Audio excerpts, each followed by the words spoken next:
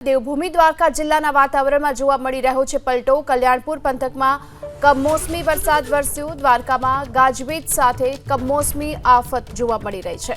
ઓખા મીઠાપુર સહિતના વિસ્તારોમાં પણ વરસાદ। યાત્રાધામ દ્વારકામાં પણ માવઠું વરસ્યું। કલ્યાણપુરના ભાટિયા ગામમાં પણ માવઠું જોવા મળ્યું। વરસાદને કારણે માર્ગો પરથી પાણી વહેતા થયા। ભર ઉનાળે ચોમાસા જેવો માહોલ જોવા મળી રહ્યો છે। ગુજરાતમાં 3 સિસ્ટમ સક્રિય બની છે અને તેને લઈને આ માવઠું વરસ્યું છે। ઓખાની સાથે યાત્રાધામ દ્વારકા અને આ સાથે મીઠાપુર સહિતના વિસ્તારોમાં પણ કમોસમી વરસાદ વરસ્યો।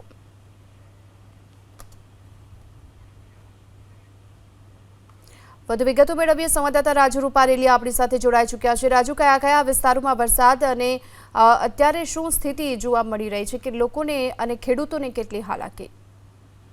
વાત કરવામાં આવે તો આજે અચાનક જ છે સવારે વાતાવરણ છે તે સમગ્ર જિલ્લામાં ગોરંભાયું હતું, પરંતુ ત્યારબાદ છે તે યાત્રાધામ દ્વારકા છે, મીઠાપુર છે, ઓખા છે, તે તમામ જે વિસ્તારો છે તે અચાનક જ ગાજવીજ સાથે કમોસમી વરસાદ પડી ગયો હતો અને માત્ર 5 મિનિટ વરસાદ પડતા દ્વારકાના રોડ રસ્તાઓ છે તે પાણી થયા હતા। વાત કરીએ તો આગળ કલ્યાણપુર તાલુકામાં ત્યાં ભાટિયા શહેર છે ત્યાં પણ કમોસમી વરસાદ વરસતા રસ્તા પર પાણી ભરાવાની છે તે સમસ્યા ઉભી થઈ। ત્યારે અત્યારની જો વાત કરવામાં આવે તો સમગ્ર જે જગ્યાઓ પર વરસાદ પડ્યો હતો ત્યાં હાલ છે સૂર્યનારાયણે હાજરી આપી દીધી છે। હાલ વાતાવરણ છે તે ચોખ્ખું જોવા મળી રહ્યું છે।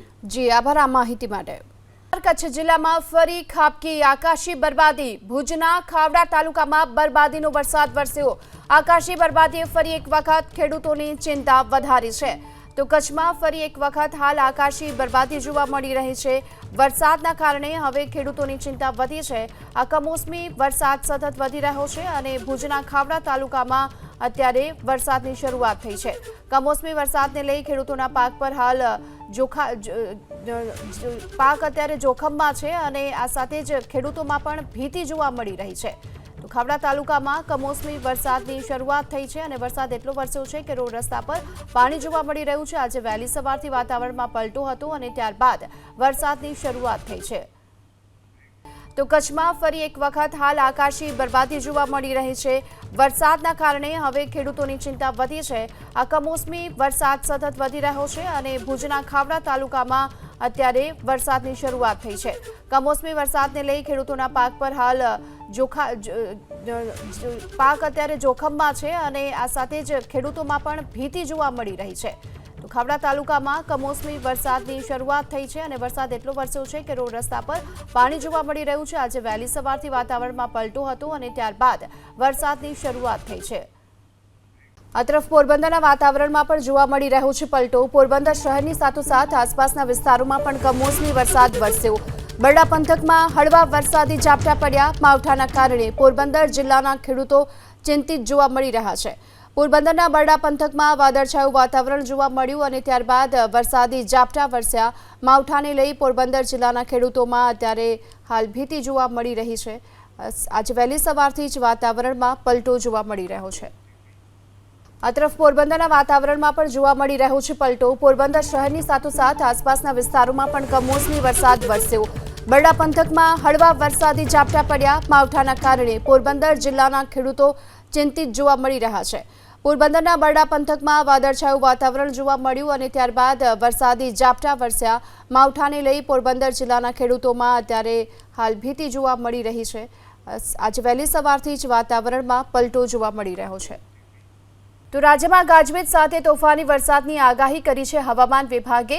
આગામી 2 દિવસ સુધી કમોસમી વરસાદ વરસશે। 30 થી 40 કિલોમીટર પ્રતિ કલાકની ઝડપે પવન ફૂંકાઈ શકે છે। આ આગાહી કરી છે હવામાન વિભાગે।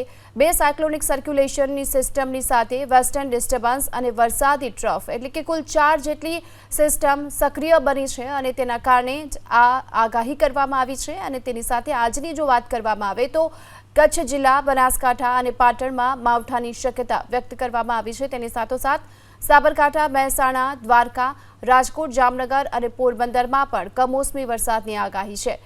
જૂનાગઢ, ગીર સોમનાથ, અમરેલીમાં પણ માવઠું પડી શકે છે। ભાવનગર, વડોદરા, ભરૂચ છોટાઉદેપુર, દાહોદ અને નર્મદામાં પણ માવઠાની શક્યતા હવામાન વિભાગે વ્યક્ત કરી છે। તેની સાથોસાથ દક્ષિણ ગુજરાતમાં સુરત, તાપી, નવસારી અને ડાંગમાં પણ માવઠાની શક્યતા છે।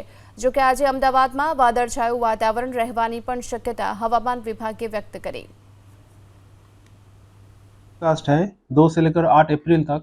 इसमें 2 और 3 तारीख को आइसोलेटेड प्लेस इक्का दुक्का स्थानों में हल्का से मध्यम बरसात की संभावना रहेगा। इसके साथ बिजली गिरने का भी संभावना रहेगा। आंधी भी रहेगी। जो स्पीड रहेगा पवन की जो स्पीड रहेगी आज के लिए 40 से 50 किलोमीटर प्रति घंटा का दिया गया है तेज हवा की जो गति, और कल के लिए 30 से 40 किलोमीटर प्रति घंटा के लिए दिया गया है। प्रति घंटा में जो पवन की स्पीड रहेगी। जो डिस्ट्रिक्ट इसमें आ रहा है गुजरात, उत्तर गुजरात की जो डिस्ट्रिक्ट है बनासकांठा, साबरकांठा, पाटन और दाहोद, और दक्षिण गुजरात की सारे जिला इसमें इंक्लूड है। और जो सौराष्ट्र कच्छ की कोस्टल जिला के साथ राजकोट और जामनगर को आज इंक्लूड किया गया है। कोस्टल जो सौराष्ट्र कच्छ में डिस्ट्रिक्ट है कच्छ, द्वारका, पोरबंदर, जूनागढ़, राजकोट, गिर सोमनाथ, अमरेली, भावनगर और दीव के लिए दिया गया है। कल के लिए जो चेतावनी है बनासकांठा, साबरकांठा के लिए, और गुजरात के तटीय क्षेत्रों वाला जो डिस्ट्रिक्ट है कच्छ, द्वारका, पोरबंदर, जूनागढ़, गिर सोमनाथ, अमरेली, भावनगर और दीव के लिए दिया गया है।